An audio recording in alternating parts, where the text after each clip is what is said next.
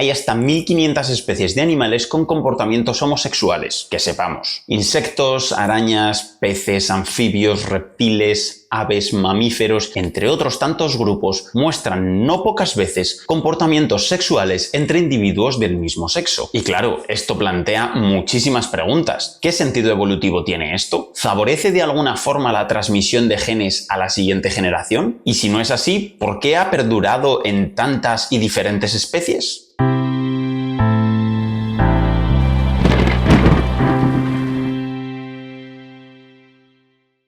Aviso importante. A lo largo del vídeo voy a usar los términos homosexual y heterosexual para referirme a comportamientos en animales no humanos. El término correcto sería comportamiento sexual entre individuos del mismo sexo, para no antropomorfizar a los animales, para hacer una separación clara entre humanos y animales. El problema es que esta expresión a nivel divulgativo es muy larga. Las orientaciones sexuales en el ser humano son muy variadas y complejas y no es la idea de este vídeo tratarlas, sino centrarme en comportamientos en animales no humanos. Espero que haya quedado bien claro y ahora sí, empezamos el vídeo. ¿Cómo os habéis quedado con eso de que hay hasta 1500 especies de animales, que sepamos, con comportamientos homosexuales? Sorprendente, ¿verdad? Por ejemplo, las hembras de este caballito del diablo a veces imitan los mismos colores que los machos, y cuando hay muchas hembras con este patrón de colores, los machos suelen cortejarse entre ellos y formar parejas copulatorias. Y otro ejemplo de invertebrado, se ha visto que algunos machos del calamar de Humboldt se aparean entre ellos y se depositan los espermatangios en el manto del otro como si se tratase de una hembra. Y entre los vertebrados, por ejemplo el pingüino barbijo, es común que forme parejas del mismo sexo, algo que también hace el pingüino de Adelia y el pingüino papúa. Y dentro de los mamíferos hay muchísimos ejemplos. Sin ir más lejos, a veces las vacas de una manada forman subgrupos cuando están en celo y se comportan muy parecido a los toros en celo,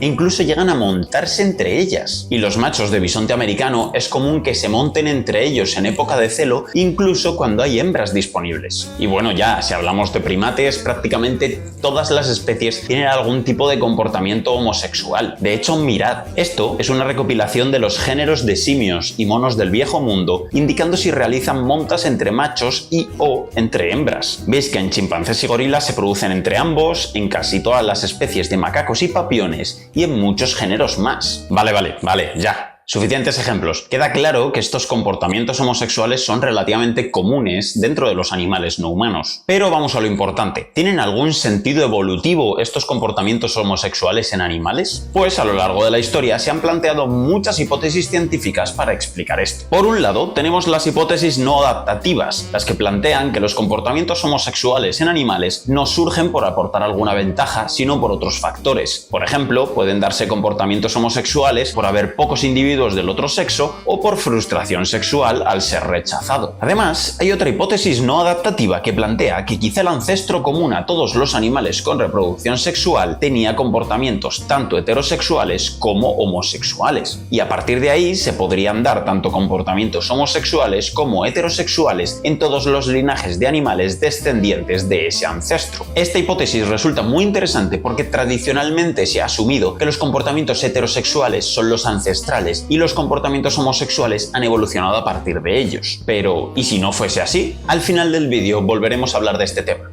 Y si queréis saber por qué existe el sexo, tenéis un vídeo ya en mi canal que os dejo por ahí arriba. Por otro lado, tenemos las hipótesis adaptativas, que sugieren que los comportamientos homosexuales habrían surgido favorecidos por la selección natural, ya que supondrían algún tipo de ventaja para la eficacia biológica de la especie. Las dos principales hipótesis adaptativas son, por un lado, los comportamientos homosexuales en animales contribuirían a establecer y mantener relaciones sociales, alianzas y a facilitar la reconciliación después de conflictos. Esto nos haría pensar que los comportamientos homosexuales tienen que ser más comunes entre especies sociales. Por otro lado, los comportamientos homosexuales servirían para demostrar estatus social y reforzar la dominancia, haciendo que se produzcan menos conflictos entre individuos del mismo sexo, por ejemplo, menos peleas entre machos. Con esto supondríamos que las especies con más comportamientos agresivos entre individuos del mismo sexo tendrían también más comportamientos homosexuales. Resulta que hay muchos ejemplos que apoyan estas dos últimas hipótesis adaptativas, pero como tantas otras cosas en este canal, esto necesita mucha más investigación. Y llegados a este punto del vídeo, seguro que estáis pensando que solo estoy hablando de hipótesis y he dado 4 ejemplos, pero que no estoy hablando de nada certero, plausible. ¿Bien? Pues eso se acabó. A finales del 2023 se publicó un artículo científico que dio mucho de qué hablar. En él aparecía esto. Lo que veis es el árbol evolutivo de los mamíferos. Estos cuadrados negros y amarillos en cada especie indican la existencia de comportamientos homosexuales entre machos, en amarillo, o entre hembras, en negro. Cuando el espacio está en blanco, significa que esa especie no tiene comportamientos homosexuales. En total, 252 especies del árbol no tienen comportamientos homosexuales frente a 205 con algún tipo de comportamiento homosexual. En realidad, estas no son las proporciones reales. En mamíferos se han documentado hasta 261 especies con comportamientos homosexuales, lo que es el 5% del total de especies de mamíferos. Pero claro, el problema es que hay muchísimas especies de las que no se conocen sus comportamientos sexuales. Entonces, en este árbol, los investigadores e investigadoras solo han incluido las especies de las que se conoce en profundidad su comportamiento sexual, porque si no lo conocemos, sería inventarse datos. Bueno, vamos a seguir con el árbol. Los círculos que veis en el árbol son inferencias sobre los estados ancestrales, es decir, teniendo en cuenta el tipo de comportamientos sexuales que tienen las especies actuales, son capaces de inferir con cierta probabilidad qué tipo de comportamientos tendrían sus ancestros. Entonces, en cada círculo hay unas probabilidades de cada tipo de comportamiento. Si ampliamos uno de ellos, podemos ver más claramente la probabilidad de tener comportamiento homosexual entre machos, entre hembras, en los dos sexos,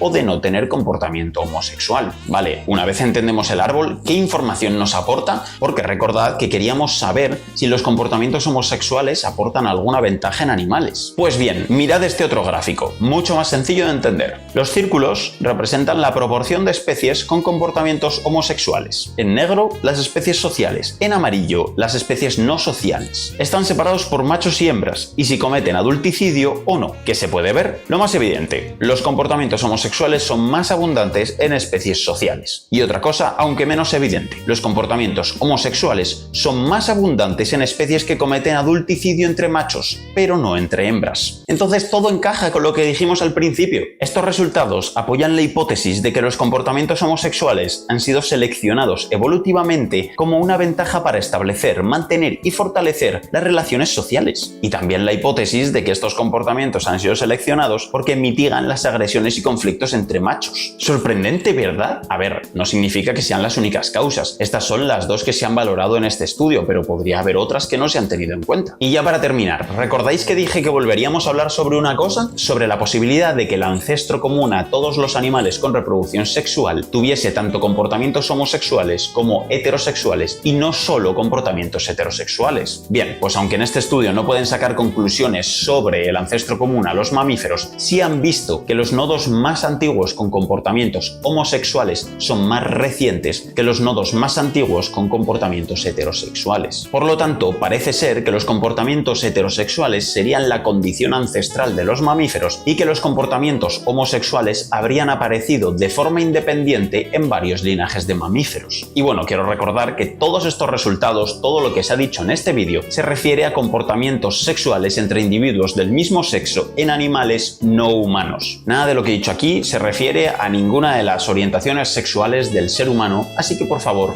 no saquemos las cosas de contexto.